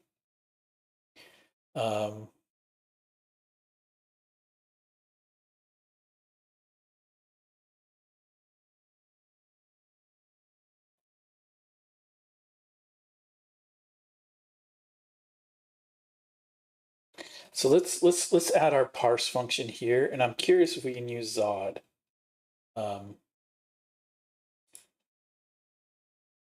So again, we want this to not be a string. We were able to prove that that's the issue, right? That after a refresh, it's coming in as a string because it doesn't know what to do with it. So within our to-do list store, within our storage sink,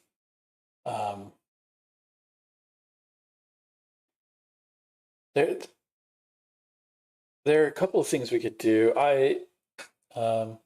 But for right now, let's add our options in. Let's add our parse option. So if we take a look, it is parse, right? Okay, so we can't, so we've got to pass in a key here. So we're going to,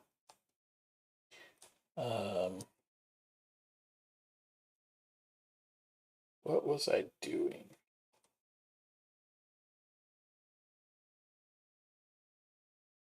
I think I got my insert turned off. Nope. It's definitely turned off. How did I do that? How did I switch to, I'm trying to, there we go.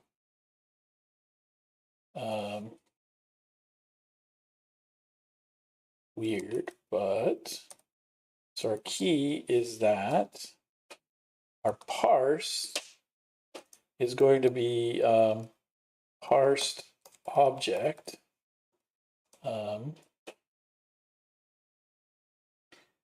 And here we can do a couple of things. I could do that. I could save date as a string anywhere. And do that. What I want to do, and I want to see if this works, because I don't disagree with you guys that this is the best, but I would like to just use this parser to parse the stuff that comes back, right? So what we can do is we can go to do parser. We can parse our parsed object.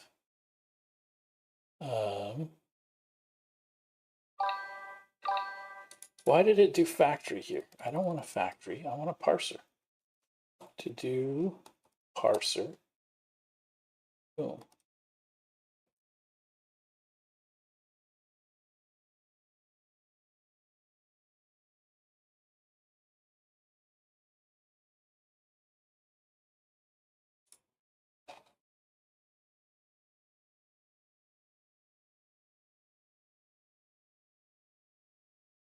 Oh, yeah, you're right. It isn't callable. To do parser dot parse that. So let's see if this works, right? Because it should coerce stuff. You did send me an example, but the reason that I'm going this route is I want to reuse as much of our Zod stuff as we put together, right? Because why bother doing Zod? Why not just use the Angular stuff, right? Well, one of the benefits of using Zod is that we don't have to do these weird string, right? We can treat it as a date always if we get Zod to parse it as a date. So let's go ahead and take a look at what we get now. It looks like we broke something. So let's take a look at our console. And let's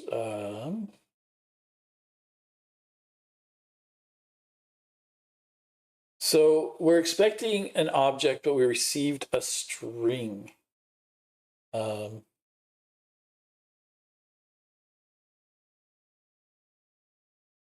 And the place that is calling it out is in the to-do list store on line 32.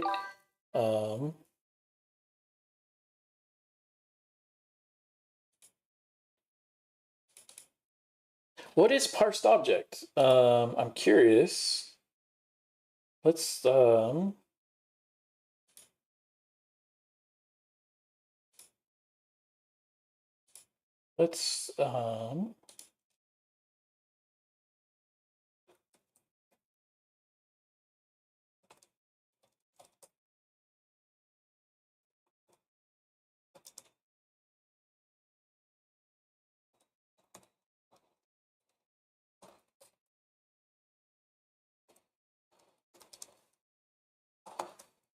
so let's see what our parsed object is. So we'll come here, and we'll refresh. Let's take a look at our console.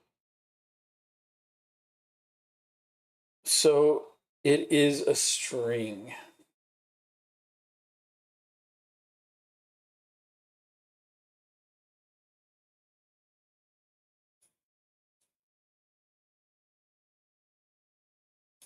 So this is definitely a string. If it wasn't a string, it would be an object.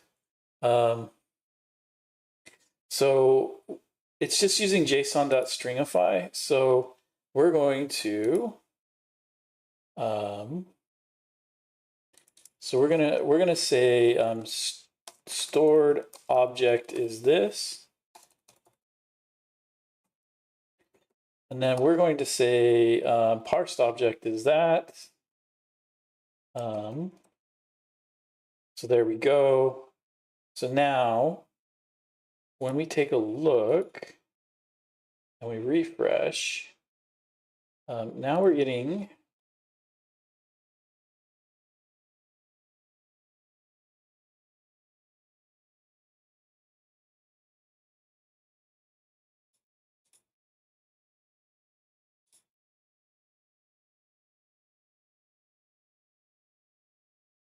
it's not logging my parsed object. Why isn't it logging my parsed object?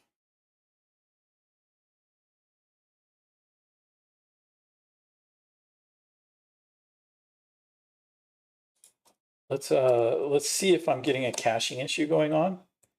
Oh, I need to end soon.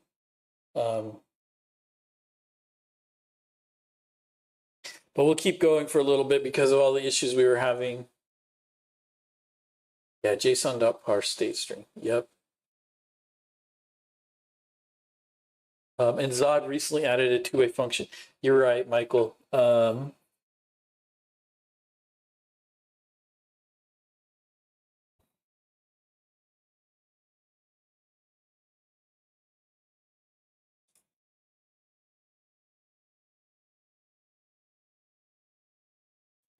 So let's go ahead and refresh this.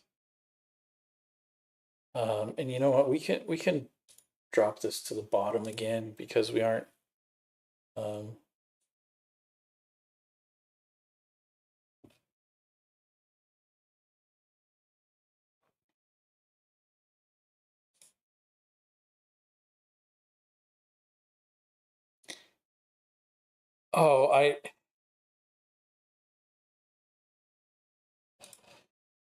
Oh, this is my fault. I was not paying attention, right? We want this to be JSON.parse stored object, right? And then here we want this to be to do parser, yep, .parse parsed object. And let's see what we get. So there we go. Now when we look at our console, now we can see that our to-dos, we've got our to-dos here and our selected to-do. The problem we've got, the done, expected a Boolean, received undefined. Well, the first thing we can do is we can go to our storage and let's just make sure that we delete everything. And then we'll refresh this. Boom. And so it's all working. We can make this date the end of the month, save it, and everything looks good. Now if we refresh, now we're getting the issue. So now if we take a look at our console,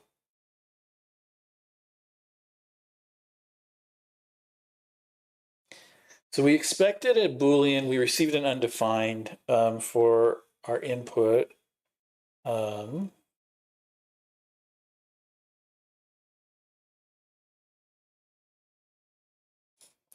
this is on line 37.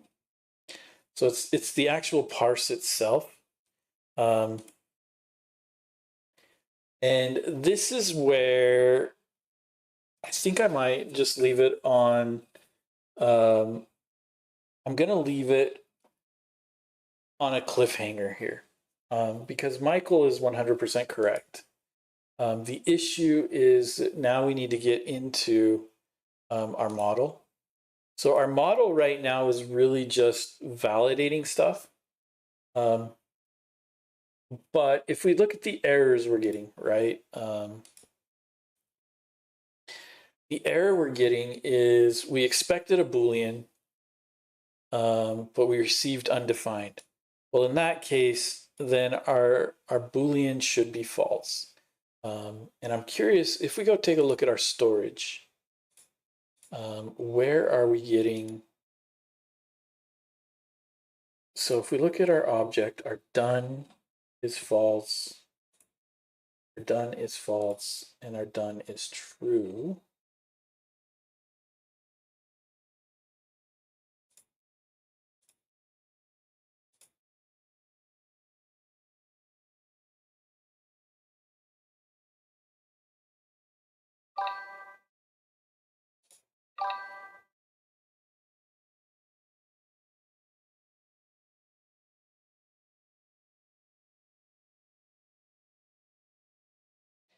Why are we expecting a Boolean here? Let's take a look again at our console. I guess we could have dropped it down here, right? We've got our to-dos. So we've got that. But what else is it trying to parse?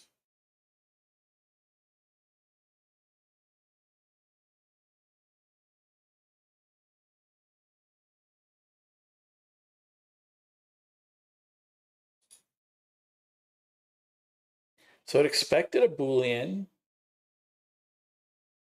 but it received undefined. It expected a number, but it received not a number. It received undefined for a string, not a number. So there's something that it's parsing that is completely wrong. Oh. I'm using the wrong parser. I'm using the totally wrong parser.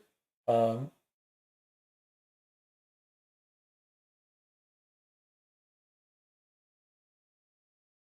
the parser here, this only parses a to-do, a single to-do. It only parses an object.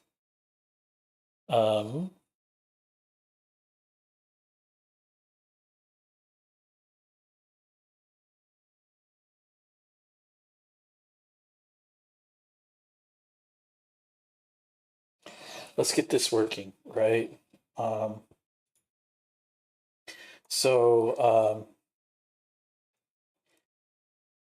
Export const to do list parser is an object.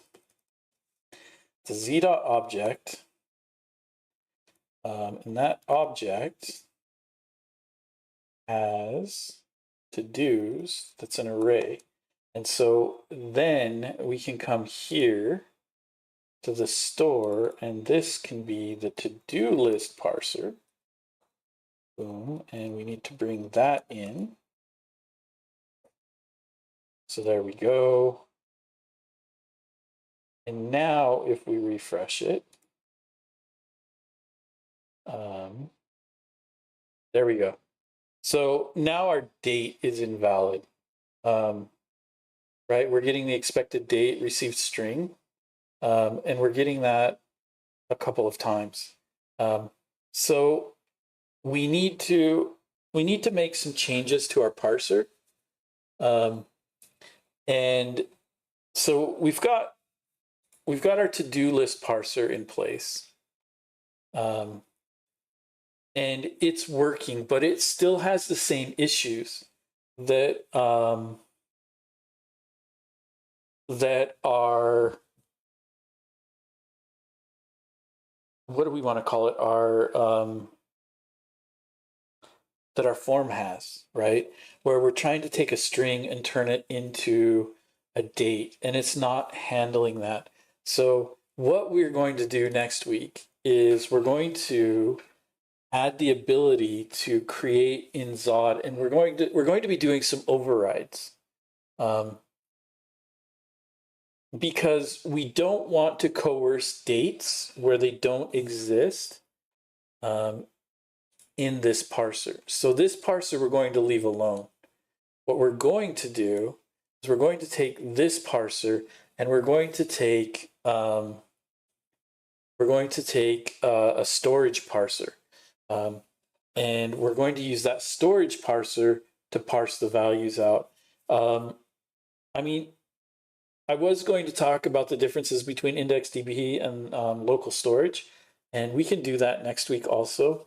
But the bigger piece here is, how do we take some Zod stuff and make it better, right? We're already at a better place because we've got a to-do list parser. And if we look at our store, it's much simpler here. I thought that this parse would have already received the JSON parse, but it makes sense that it doesn't. We might be using some other form of serialization and parsing, right? Maybe a comma delimited or a pipe delimited or stuff like that. We could be doing something like that. So it makes sense that we would receive an object. So the question is, how do we encourage Zod to do the date parsing? And I think this is where things are going to get really, really powerful, and even show that Zod has the power to do this. One of the things I want to do is just, I want to see if Claude can fix it, but I'm already about, let's see if Claude can fix it. Man, I'm just gonna keep going. But hey, the date is stored as a string. How do I fix the Zod parser to turn the string into a date? Right, and let's see what Claude can do.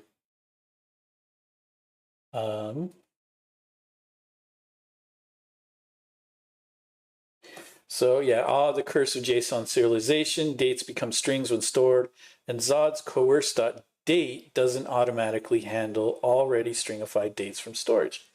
You need to use Zod's transform to convert those strings back to date objects. Let me fix this, right? And so now the issue is create date uses z.date. So then it's going through and talking about what changed. Now your dates were properly deserialized. So let's take a look at what it wants to do. So here,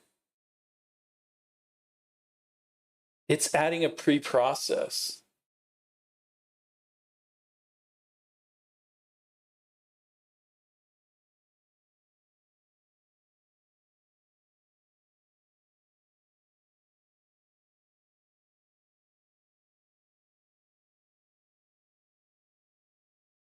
I don't hate it. I don't hate it. So what z.preprocess does is it gives you a function, right? And if you can use that function to determine what to do. Here, what it's saying is, hey, if it's a string, we're going to parse a new date out of it, and then it's still going to do the z.date.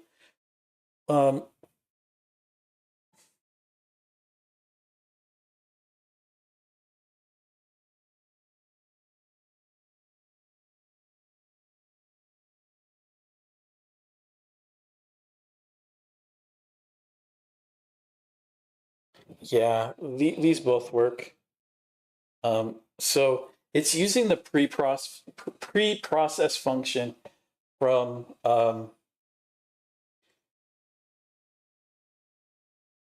it's using the pre-process function. But what we don't want is we don't want to change the to-do parser.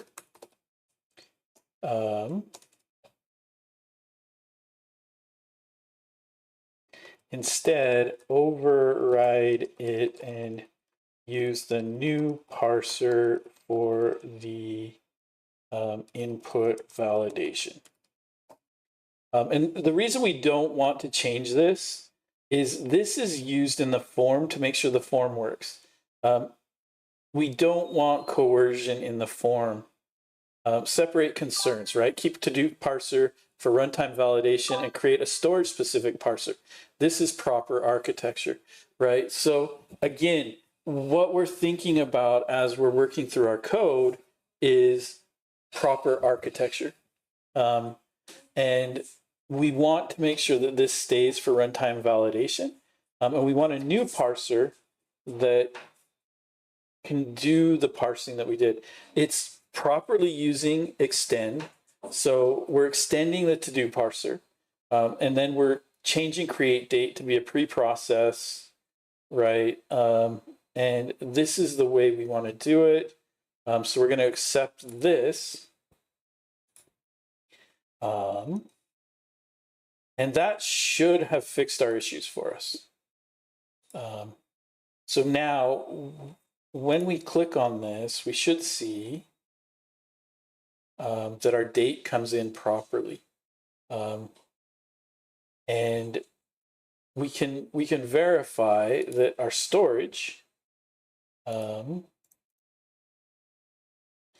with our storage, we verified, so here we go. This is all back to, right? So we get the date properly. Let's go ahead and do our typical test date. So we're going to add a new to-do. This is going to be test date parsing. And we're going to say our date, our date parsing was broken. We need to make sure it works. And I don't know what it is about typing, but for some reason, I add the letter D or the letter T to the end of words, and I don't know why. It's just something my fingers do. So there we go. There's our test date parsing. And now if we refresh and we go and edit this, it's properly coming in as a date. And so what we're able to do, and we can do the same thing with Zod. And yeah, we can do the exact same thing with Zod, right? Where we can use Zod to do pre-processing, or we can use it for serialization and deserialization tasks. And this is why I think it's amazing that Angular allows us to use Zod in our signal forms. Like this opens up a whole new world to us. And you know, anything that uses the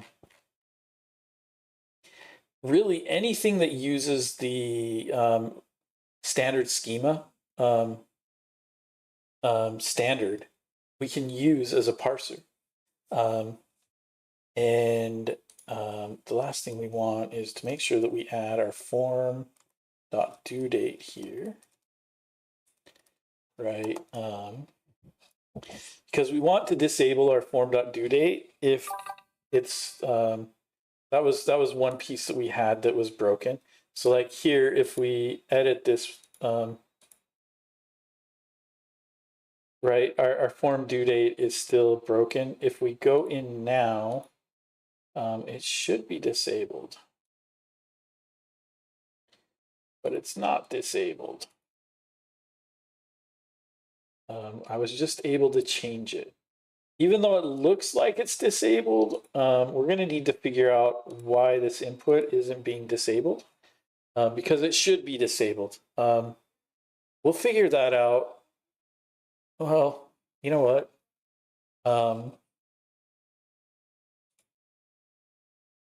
Actually, it's not disabled.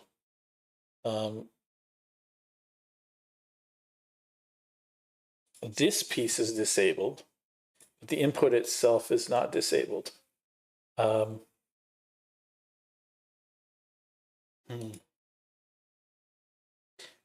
We'll come back and we'll fix all of that up.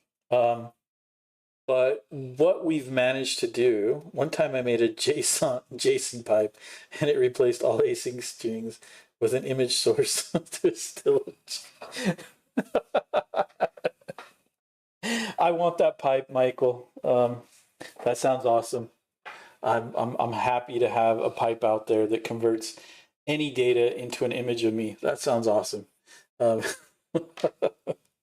But thank you guys. Thank you guys. I really don't know what happens because at about the half-hour mark, I get all these issues. And then the stream's fine. So I'm going to keep working with my ISP to figure out what is causing the problems. But I appreciate you guys. I appreciate all your feedback. We definitely fixed our architecture. We tried to disable our due date. We'll figure out what we can do next time to fix that up. And then we're done with this. I mean, we've got this idea of a Zod binding that might be interesting to look into also. So could we create something that does the same as min and max, but works with Zod? So like a Zod min and a Zod max. Maybe we'll take a look at that too. We'll clean up our to-dos and we'll clean up everything. But I think the other thing we need to do is we're still using field everywhere. I want to go in and fix it up to use form fields so that we're future-proofed. But other than that, I think we're in a good place. You guys have a great rest of your weekend, and we will see you next Sunday. Thank you all for being here. Thank you all for the feedback. It's been a fun time. We'll see you next time.